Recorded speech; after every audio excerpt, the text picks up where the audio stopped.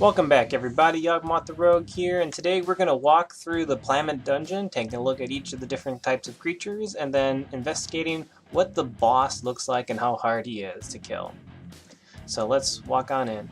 So in this first area we have the first type of creature, and we'll take a look at their hit points and stuff right here.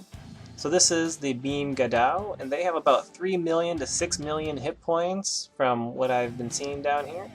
They are pretty easy. They drop the beam missives. You can pretty much farm them with a decent group. They don't cast any too difficult spells to wipe you, so this is a pretty nice intro level area for people who need beam missives.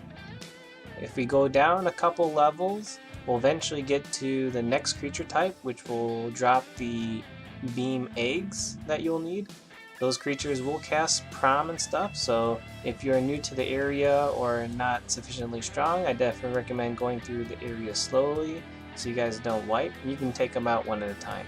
These monsters, despite having 3 million hit points, if you have a caster with Ardcrad and Foss and stuff, you can bash them down relatively fast. So here we are with the second creature type, the Beam Solida. They have about 9 million hit points. So somewhere between 6 to 12 million is what I would expect their hit points to be, because their hit points are randomly rolled, but on average they're around 10 million hit points.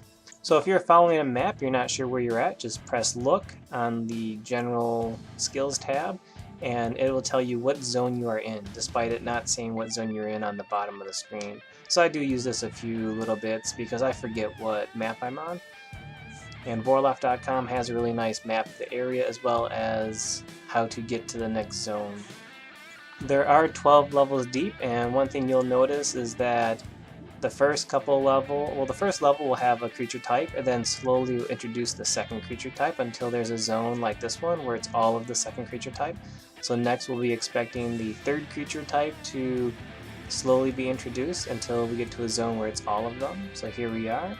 Now this creature is the one that drops the rings for the Basher, and it's the Beam Senuri. You can see that they have around a similar amount of hit points. They're also pretty decently scary as far as the spells that they cast, but they're not too bad if you engage them in small groups or one at a time. As you can see here, the monsters are spread out quite a bit, so it's not too bad to make sure you can only engage them in small groups and not be surrounded. Probably the scariest thing you'll have to watch out for is having a spawn happen on top of you while you are engaging other creatures. But if you are being careful, you should be able to kill these guys with no problem. They do drop the Basher rings. And then finally, when we get down to the third creature type, they will drop the Caster Band rings. I think those are the Gales. As you may have noticed, all the monsters here have lightning defense, which is a stronger version of wind, so they take a lot more damage from fire, which I think is kind of ironic considering they're in like a volcano and there's fire all around them. If you have a metal necklace, I did test out in the dojo, Kana metal necklace will do more damage to them than the Yoan fire necklace. Here's the final creature type. They have a considerable amount more hit points. They have 16 million. They can get up to around 20 million pretty easily.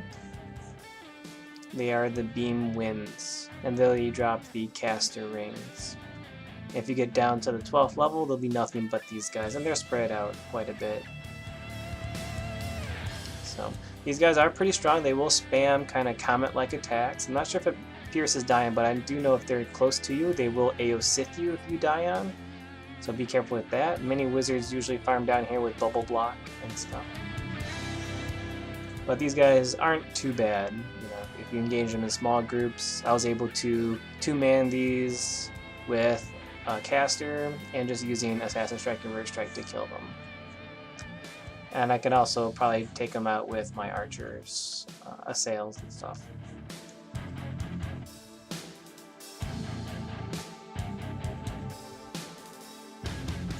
Soon we'll be getting to the boss, and I tried to solo the boss. I was unsuccessful because of the regeneration that are on not only the boss but the creatures. I probably could solo the boss if it was just him and no additional monsters. So here we are right before the boss room. So let's head inside and take a look at what we are having to deal with. There's a little bit of jump cuts because I don't want to waste you guys' time. So we have these Death Beam Stalkers, we have Wind, and we have the boss, which is the Beam Guardian. He has not too bad. He's only got about 40 million, 45 million hit points, and he is lightning. So you can probably take him out, not too bad. We have the Wind, which is pretty much the same creature as in the previous realm. They have about 10 to 20 million hit points down here. There's 2 of them. And the other 2 that you can see like spamming words and stuff, those are the Stalkers. They are the Boros. So if they come right next to you and you're not invisible, they will one-shot you. And if you kill them, they will also one-shot you. Alright, so let's take a look at how much damage they do. So I only have around 240,000 hit points, and I have Ite protection with a dark belt and no Foss. So engaging the winds, we have... They pretty much do similar things, like they can see you if you cast Hide after they see you. You know, they will still continue to attack you. You can see they're shooting me with like this fire type spell. It's doing decent damage, but not really killing me out too fast. I'm not able to walk up the stairs to lose aggro.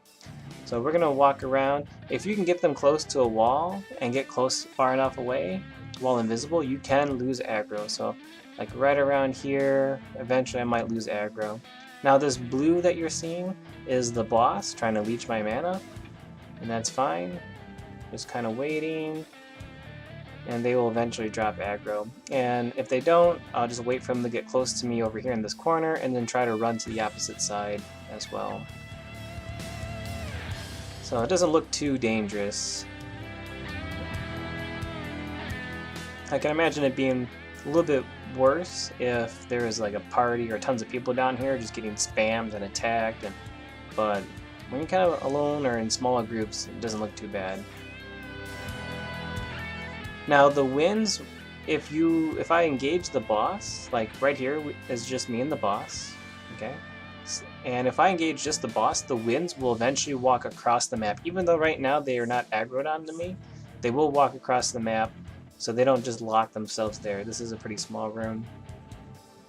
So let's kind of see what this boss's damage is like. Now they are affected by Poison Snare, but their hit point regeneration completely negates it. And it does insignificant damage in a small amount of time, so I wouldn't worry about it. I have been doing some of the shock arrows and stuff, but a little bit unsuccessful as far as beating out his regen. And partly because he does leech mana from me while I do it. So let's see what happens when I engage him. Oh, he just kind of walked up the stairs a little bit, but he's still there, you can see him. And now you can see how he just kind of hit my mana with that blue stuff, and he's chasing me. So the boss is the one that kind of does like the skull fire, whereas the wind do that kind of burning fire and a different kind. So you can tell what the boss is hitting versus what the boss isn't. Now you can lose the boss by doing the same trick, kind of running around the sides and stuff, and eventually getting him far enough away from you. But you can see like the amount of damage that he does is pretty insignificant. I haven't let him melee me, so I'm sure he might do more melee damage, and I'm not going to let him melee me. But if you're a rogue here as primary way of killing him, you don't need to get him into melee range. You can see that their spells are pretty pitiful as far as the amount of damage that they're doing. The boss is still hitting me from across the map. It's not too bad. Eventually he will drop aggro. I've been down here trying to solo him for at least an hour, and he's been unable to kill me, and I've been gaining and losing aggro. Now once he loses aggro, the boss and the wind will just kind of stand still and they won't move. So that's one way you can tell if they've lost aggro if you're down here trying to solo them. It's probably not impossible to solo them, it's just, you gotta be careful. Well, that pretty much concludes. This is the boss room and a walkthrough with all the creatures. I hope you guys liked it. I hope you guys are not too afraid to come down here and try to kill him. Seems like he's definitely a doable boss. Don't forget to like, comment, subscribe, and I'll see you guys in the next video. Bye!